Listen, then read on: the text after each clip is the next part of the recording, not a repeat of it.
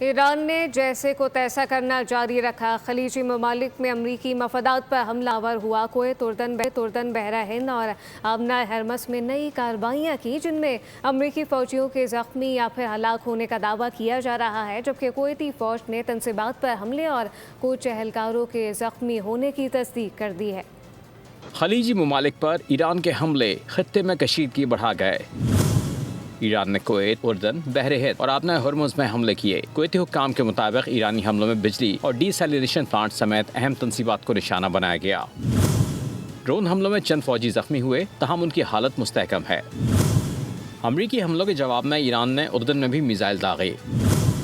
Media reports کے مطابق حملے میں کئی امریکی فوجی زخمی ہوئے، تاہم کسی کی ہلاکت کی تصدیق نہیں ہوئی۔ روسی میڈیا کا کہنا ہے کہ حملے سے پہلے امریکی اہلکاروں کا انخلا نہیں کے ذریعے تباہ کیا گیا۔ ایک اور دعوے میں ایرانی فوج نے کہا ہے کہ شمالی بحر ہند میں امریکی بحری جہاز پر کروز میزائل سے حملہ کیا گیا۔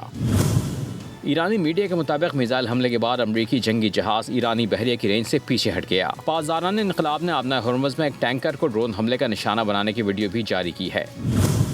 ایرانی دعوے کے مطابق ٹینکر نے ایرانی احکامات پر عمل کرنے سے انکار کیا تھا۔ ایرانی فوج نے خبردار کیا ہے کہ اگر امریکی حملے جاری رہے تو بھرپور جوابی کارروائی جاری رہے گی۔ سبسکرائب کریں اور بیل دبائیں تاکہ کوئی خبر رہ نہ جائے۔